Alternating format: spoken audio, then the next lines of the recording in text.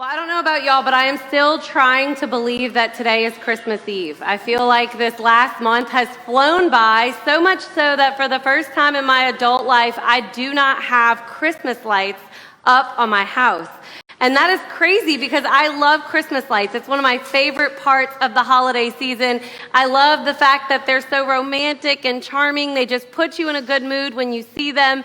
And one of the things that we might not think about all the time is, December is the the darkest month of the year, right? And so our days get shorter, our nights get longer. Have any of y'all felt like it's midnight at 7 p.m. lately? Well, it gets darker and darker and darker all through December. But one of the nice things that we get to do at Christmas time is we turn on those Christmas lights at night, right? And it makes nighttime a little less scary. Are any of the kids in the room scared of the dark? None of y'all? Don't lie in church, y'all. Don't do it. Pastor Michelle is still a little afraid of the dark. I love to have a hall light on or a night light on in my room. Mine is just disguised as a salt lamp. So any adults who are still afraid of the dark, get you a salt lamp.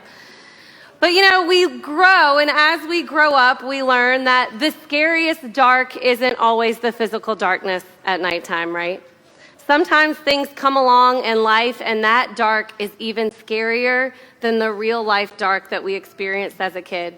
Like maybe when anxiety creeps in, or doubt overtakes your mind, or maybe when someone you know or love very much gets sick or passes away. Maybe you start to feel sad or anxious or angry. Maybe there are darks in life that feel so heavy that you can't even escape them. And as y'all grow up, kids, I know we have a lot of kids in here, you might not know what I'm talking about, but I want you to remember this later. Later, when you're like, oh, I'm so scared right now, that's the kind of dark I'm talking about. We heard the story of Jesus being born earlier tonight, and y'all did such a great job showing us about how Christ came into the world. But the passage that Mr. Preston just read for us, he read for us the part of the Gospel of John that talks about Jesus' birth. And unlike the rest of the Gospels, unlike the rest of the scriptures that tell about Jesus being born, John talks about Jesus being born as the light of the world. As the light of the world. And he wasn't just talking about the Christmas lights that we need outside or the night light that we need in the hallway. He was talking about light that we need when we get in those really dark, scary moments of life. And what he said is that light came into the world and the darkness could not overcome it. Now, I don't know about you guys, but I'm always in need of a reminder that I'm not alone, that when life gets tough, it's never going to be too tough, that I don't have to overcome it all by myself, but that I have Jesus with me, right? And so one of the reasons we can push through those hard times is because Jesus, the light of the world, was born. That's what we are celebrating tonight. There's an author named Robert Louis Stevenson, and he wrote lots of classics a long, long time ago, way back in the 1800s, and he lived in Scotland. And when he was a little boy, believe it or not, kids, you could not turn on the lights, okay? You couldn't turn on the lights. Electricity didn't exist. Anybody remember Ida? And no electricity, right? Flashlights didn't exist either back then. Batteries didn't exist. And so way back then, guess what they had to do to make light? Candles, fire. And so this author, Robert, he really loved watching what was called the lamplighters come down his street. And they would come with a torch and a ladder. And they would climb up on these ladders and they would use a torch to light the street light so that there would be light at night. He was standing out there one night and he was so mesmerized and fascinated by it. And his parents said, "Robert, what are you doing?" And he looked back at them with great excitement and he said, "Look, they're punching holes in the darkness." And I love that image because that is exactly what Jesus does for us. He punches holes in our darkness. The God of the cosmos, the source of all light, came to the world in a tiny little vulnerable baby boy in order to light up your darkness, to shine hope and love and joy so that no darkness could ever overtake you. Now, I'm going to share something with you that some of you may already know, and it might just be a total shock. I hope it does not ruin your Christmas. But December 25th is not actually Jesus' birthday, okay? We celebrate Jesus' birthday on December 25th, but actually when Jesus was born, there was no such thing as a birth certificate. And back in the first century, Jewish families didn't even celebrate birthdays. Can you imagine a life with no birthdays? Well, Jesus didn't grow up celebrating his birthday. His family didn't spend a lot of time focusing on that. That wasn't a big deal. So we actually don't even know exactly when Jesus was born.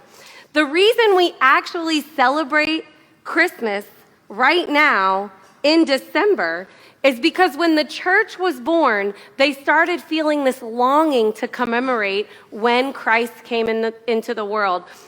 And not just so that they could throw him a birthday party, which we are doing. And there's cake in the back when you leave, okay?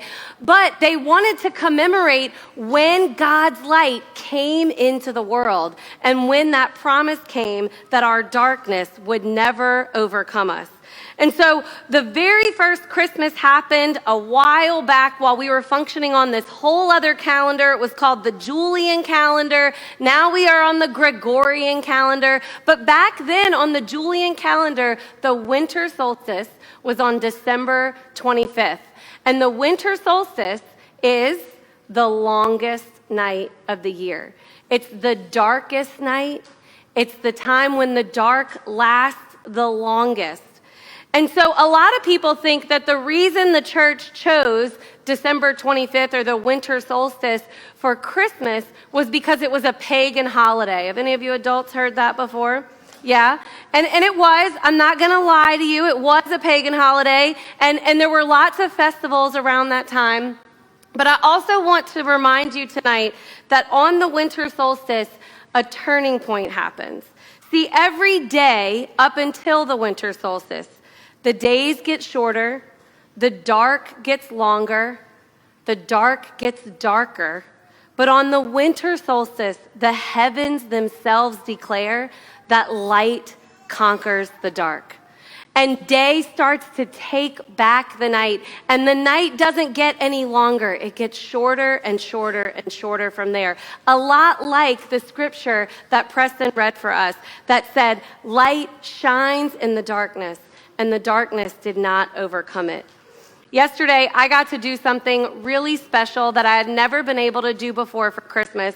Jason and I went on a long car ride down River Road all the way to the Sunshine Bridge and then came back on the other side to see all the bonfire structures. Did any of y'all go see bonfire structures this year? So y'all did. I saw you. Who was that? Reese? We did run into the Romes on the journey. But so when we went and we saw all of those bonfire structures, I was so fascinated and just taken back by the amount of time and energy and work that these folks had to put in. And as I'm sure y'all have seen the pictures of the alligator gar, right? That alligator gar, they started working on that the Monday after Thanksgiving. And they finished it 3 days ago. All that time. And here's what got me. We got to see that. We saw Peppa Pig. We saw Mater. We saw a Michelob Ultra bottle. Like, we saw all kinds of things. And every single one of them, I was so impressed and I was so entertained. But do you know what kept going through my mind? All of it.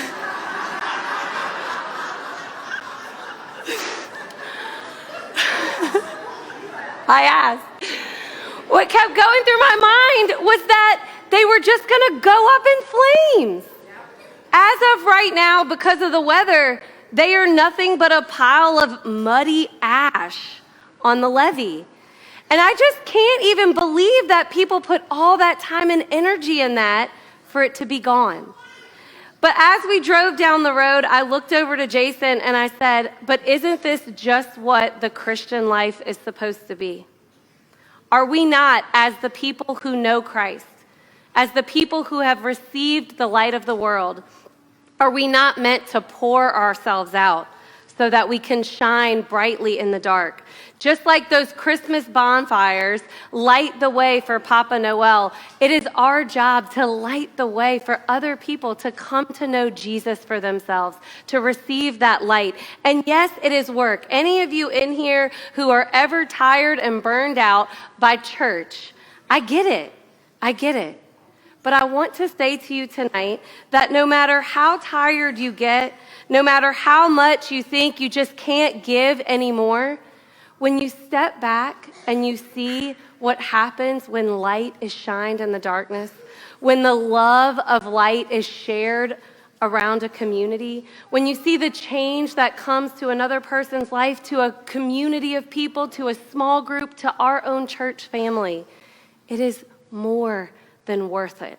It is more than worth it. I know those bonfire builders felt like it's more than worth it. And if they can do it just for the bonfires for Christmas Eve, we can certainly do it for Jesus. Amen? So my good news for you tonight is that Christ has come into your darkness. Whatever darkness you might face, maybe you're not in that season right now. Maybe that was a little bit behind you, or maybe you need to hear this message for a darkness that might be coming a week from now or a month from now. The good news of Christmas is that light has come into the darkness, and no darkness will ever overtake you. You have what you need to get through whatever life throws at you. And even better, you've been given that light not only so that you can be saved from darkness, but so that you can punch light into the darkness of others and so that they can be saved too.